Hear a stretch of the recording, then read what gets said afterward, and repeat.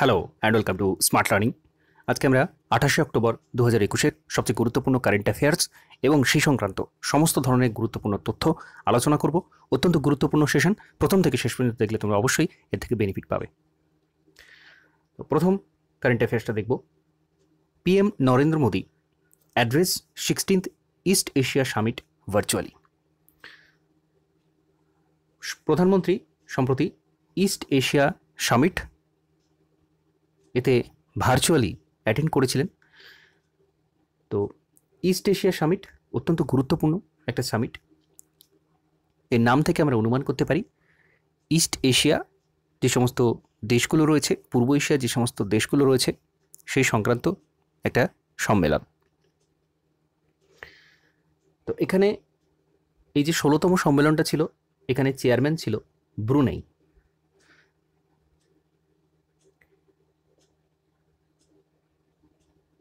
এবার আমরা east Asia summit সম্পর্কে কিছু গুরুত্বপূর্ণ তথ্য জেনে নেব। এটা 2005 সালে প্রতিষ্ঠা লাভ করছে এবং সমস্ত এশিয়া প্যাসিফিক রিজিয়নের যে সমস্ত দেশ রয়েছে তারা এর সদস্য অত্যন্ত গুরুত্বপূর্ণ। মোট 18টা সদস্য রয়েছে। কারা সদস্য রয়েছে আমরা একটু দেখে নেব। 10টা এশিয়ান কান্ট্রি রয়েছে, লাওস, কম্বোডিয়া, ভিয়েতনাম, আরও অন্যান্য দেশ যেটা আমরা মানচিত্রে এখনই দেখব। এবং তার সাথে রয়েছে ভারত, চীন, Japan, Korea, Australia, New Zealand, United states এবং রাশিয়া।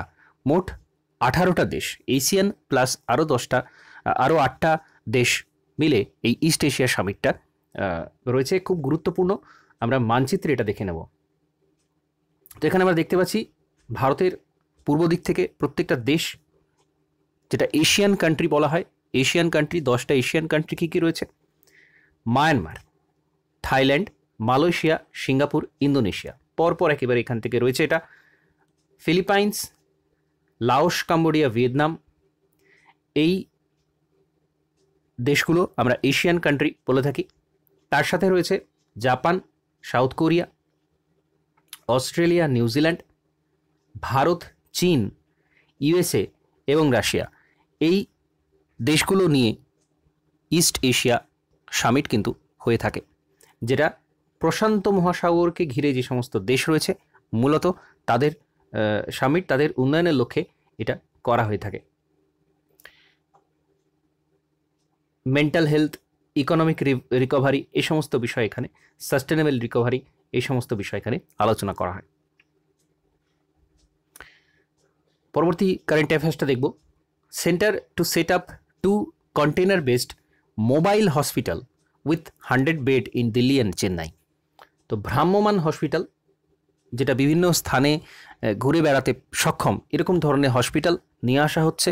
খুব গুরুত্বপূর্ণ, দিল্লি এবং চেন্নাইতে, যেটাতে 100 বেড থাকবে, যথেষ্ট বড়। ইউনিয়ন হেলথ মিনিস্টার মনসুখ মান্দাভিয়া, এটাও একটা গুরুত্বপূর্ণ কারেন্ট অ্যাফেয়ার্সের মধ্যে পড়ে। ইউনিয়ন হেলথ মিনিস্টার বর্তমানে মনসুখ মান্দাভিয়া, তিনি এটা অ্যানাউন্স করেছেন।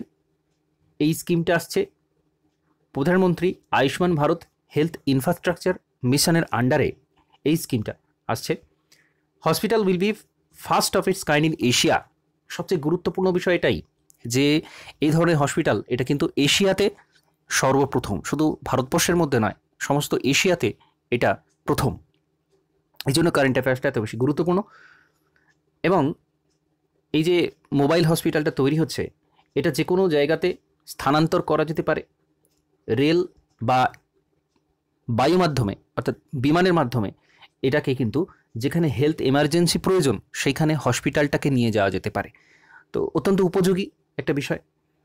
এবং এটা শুরু হচ্ছে প্রথম দিল্লি এবং চেন্নাইতে। 100টা বেড থাকছে এবং 33টা কন্টেনার থাকছে মেডিকেল কেয়ারের এমার্জেন্সির জন্য। Next, India becomes world first large electricity market to implement green day ahead market exclusively for renewable energy. Bharat বিশ্বের মধ্যে প্রথম ইলেকট্রিসিটির মার্কেট হিসেবে উঠে আসছে, যেটা green day ahead market exclusive for renewable energy. তো রিনিউয়েবল এনার্জি, যে সমস্ত এনার্জি সেক্টর যেগুলো রিনিউয়েবল, অর্থাৎ সৌরশক্তি, বায়ুশক্তি, এই ধরনের যে রিনিউয়েবল এনার্জিগুলো রয়েছে, সেই জায়গাতে ভারত কিন্তু একটা বিশ্বের সবচেয়ে বড় মার্কেট হিসেবে উঠে আসছে। Union minister of power and new renewable energy R K Singh, তো মিনিস্ট্রি অফ পাওয়ার এবং রিনিউয়েবল এনার্জি বর্তমানে যিনি রয়েছেন মিনিস্টার, তিনি হলেন আর কে সিং। তিনি এটা লঞ্চ করছেন, গ্রিন ডে অ্যাহেড মার্কেট। এটা সবচেয়ে বড় ইলেকট্রিসিটি মার্কেট হিসেবে রিনিউয়েবল এনার্জির মার্কেট হিসেবে ভারতবর্ষকে উঠে আসতে সাহায্য করবে। এর মাধ্যমে সমস্ত ইলেকট্রিসিটি জেনারেশন এবং ডিস্ট্রিবিউশনের জন্য যে সমস্ত কোম্পানিগুলো রয়েছে, তারা এটা বাই এবং সেল করতে পারবে, ওপেন অ্যাক্সেস করতে পারবে এর মাধ্যমে। তো অত্যন্ত গুরুত্বপূর্ণ বিষয়, যেহেতু এটা ভারতবর্ষ সারা বিশ্বের মধ্যে একটা সবচেয়ে বড় বৃহত্তর মার্কেট হিসেবে উঠে আসছে, তার জন্য এই স্কিমটা গুরুত্বপূর্ণ, green day ahead market. Next, MSME ministry launch Sambhav national level awareness programme. Micro small and medium enterprises, MSME, যেটা সারা ভারতবর্ষের অর্থনীতির জন্য অত্যন্ত গুরুত্বপূর্ণ। এই ক্ষুদ্র এবং মধ্যম মানের যে সমস্ত ইন্ডাস্ট্রিগুলো রয়েছে, সেগুলো কিন্তু ভারতবর্ষের অর্থনৈতিক ক্ষেত্রে একটা বিরাট বড় যোগদান দিয়ে থাকে। তো সেজন্য এমএসএমই মিনিস্ট্রিটা গুরুত্বপূর্ণ এবং এই সংক্রান্ত সমস্ত স্কিমগুলো গুরুত্বপূর্ণ। সম্ভব বলে এই যে স্কিমটা আনা হচ্ছে, ই ন্যাশনাল লেভেল অ্যাওয়ারনেস প্রোগ্রাম, এটা কিন্তু একটা অ্যাওয়ারনেস প্রোগ্রাম, একটা সচেতনতা ছড়ানোর জন্য এই প্রোগ্রামটা আনা হয়েছে। ই national level awareness programme Sambhav was launch by union minister of MSME Shri Narayan Rane. তাহলে এমএসএমই মিনিস্ট্রি কে রয়েছেন? মিনিস্টার নারায়ণ রানে, উনি এটা লঞ্চ করছেন। এবং এর মাধ্যমে কি করা হবে? 1 month long initiative will encourage students from different college IITs from all parts of the country to take up entrepreneurship, leading and economic development of the country. তো এমএসএমই সেক্টরে ছাত্রছাত্রীরা এন্টারপ্রেনারশিপ যাতে নতুনভাবে নতুন উদ্যোগ তারা নিতে পারে, সেজন্য তাদের মধ্যে একটা অ্যাওয়ারনেস প্রোগ্রাম, তাদের মধ্যে একটা সচেতনতা ছড়িয়ে দেওয়ার প্রোগ্রাম এই সম্ভব স্কিমের মাধ্যমে আনা হচ্ছে। অর্থাৎ মূলত এখানে টার্গেট গ্রুপ যেটা, সেটা হচ্ছে ছাত্রছাত্রীরা, বিভিন্ন যে ছাত্রছাত্রী সারা ভারতবর্ষ জুড়ে রয়েছে, তাদের উপর এটা প্রয়োগ করা হবে। এই এমএসএমই সেক্টর সম্পর্কে তাদেরকে সচেতন করা হবে। তো গুরুত্বপূর্ণ। সম্ভব স্কিম কিসের সাথে জড়িত সেটা এখানে প্রশ্ন করা যেতে পারে, প্রশ্ন এখানে কিন্তু আসতে পারে। তো এমএসএমই সেক্টর সম্পর্কে আমরা কিছু গুরুত্বপূর্ণ তথ্য জেনে নেব, যেটা 2021 প্রিলিমসে আমরা দেখেছি। এমএসএমইর কিন্তু এখানে সম্পর্কে প্রিলিমসে কিন্তু প্রশ্ন এসেছিল। অত্যন্ত গুরুত্বপূর্ণ সেক্টর, আমি আগেও বলেছি, এবং এখান থেকে কিন্তু ভবিষ্যতে প্রচুর প্রশ্ন আসবে। তো এমএসএমই সেক্টর এর কিন্তু ডেফিনেশনটা বর্তমানে পরিবর্তন হয়েছে। আগে বিভিন্ন এমএসএমই যারা সার্ভিস দিয়ে থাকে এবং যারা ম্যানুফ্যাকচার করে থাকে, যারা দ্রব্য উৎপাদন করে থাকে এবং যারা পরিষেবা দিয়ে থাকে, এই দুটোকে আলাদা করা ছিল, এই দুটো সেক্টরকে আলাদা করা হয়েছিল। এদের যে ডেফিনেশন, এদের যে সংজ্ঞা, সেটা আলাদাভাবে দেওয়া হতো। কিন্তু বর্তমানে এরকম করা হয় না। সার্ভিস যারা দিচ্ছে, যারা ম্যানুফ্যাকচার করছে, এদেরকে একসাথে এমএসএমইর মধ্যে কিন্তু ফেলা হয়। কীরকম বিষয়টা? মাইক্রো এমএসএমই কাদের বলা হবে? যাদের ইনভেস্টমেন্ট 1 কোটির চেয়ে কম এবং টার্নওভার, সারা বছরের টার্নওভার 5 কোটির চেয়ে কম, তাদেরকেই মাইক্রো এর মধ্যে ফেলা হবে। স্মলের মধ্যে কাদের ফেলা হবে? যাদের ইনভেস্টমেন্ট 10 কোটির কম এবং অবশ্যই 1 কোটির বেশি, 1 কোটি থেকে 10 কোটির মধ্যে যারা, তারা স্মল এন্টারপ্রাইজের মধ্যে পড়বে। এবং যাদের টার্নওভার 50 কোটির কম, অর্থাৎ 5 থেকে 50 কোটির মধ্যে যাদের টার্নওভার, তাদেরকে স্মল এন্টারপ্রাইজ বলা হবে। মিডিয়াম এন্টারপ্রাইজ কাদের বলা হবে? যাদের ইনভেস্টমেন্ট 10 থেকে 20 কোটির মধ্যে এবং যাদের সারা বছরের টার্নওভার 50 থেকে 100 কোটির মধ্যে, তাদেরকে মিডিয়াম এন্টারপ্রাইজের মধ্যে ফেলা হবে। তো এটাই হচ্ছে ডেফিনেশন, এটাই হচ্ছে classification.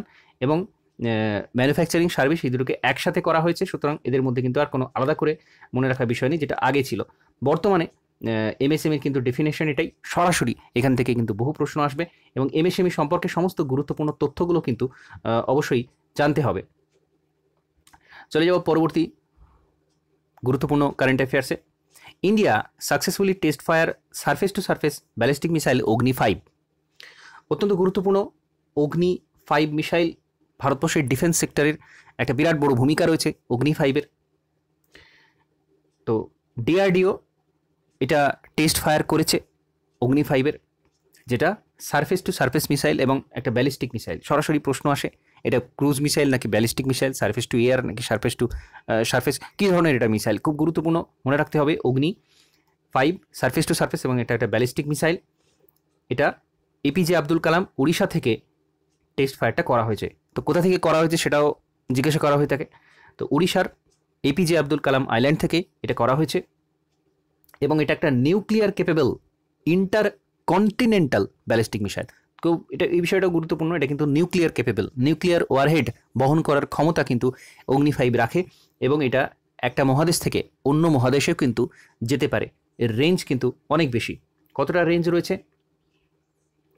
5000 kilometre, very high degree of accuracy, অর্থাৎ টার্গেট কিন্তু সঠিক টার্গেটে পৌঁছাতে সক্ষম। 5000 কিলোমিটার দূরত্ব অতিক্রম করার পরেও কিন্তু সঠিক টার্গেটে, অ্যাকিউরেট টার্গেটে পৌঁছাতে সক্ষম। তো ভারতের ডিফেন্স সেক্টরে অত্যন্ত গুরুত্বপূর্ণ একটা মিসাইল অগ্নি, এবং অগ্নি 5-এর কিন্তু টেস্ট করা হয়েছে সম্প্রতি। ডিআরডিও করেছে। ডিআরডিও সম্পর্কে গুরুত্বপূর্ণ ইনফরমেশন দেখে নেব। ডিআরডিও ডিফেন্স রিসার্চ অর্গানাইজেশন, যেটা 1958 সালে প্রতিষ্ঠা লাভ করেছিল। হেডকোয়ার্টার রয়েছে নতুন দিল্লিতে ডিআরডিওর ভবন।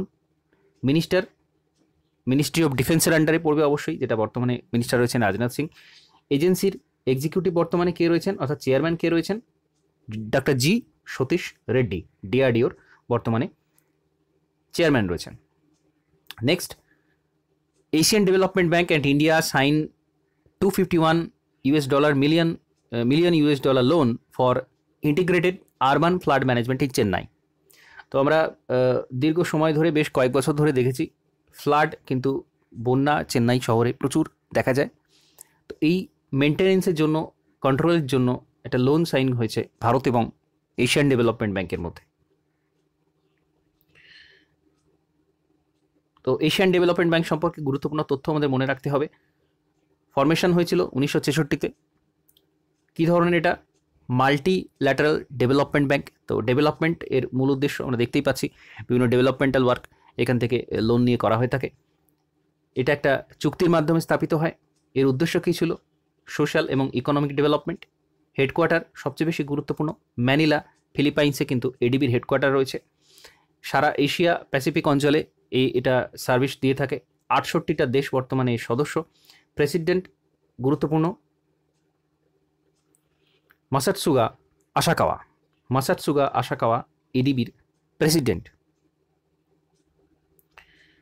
নেক্সট, একটি বায়োগ্রাফি লেখা হয়েছে কমলা হ্যারিস, ফেনোমেনাল ওম্যান। এটা লিখেছেন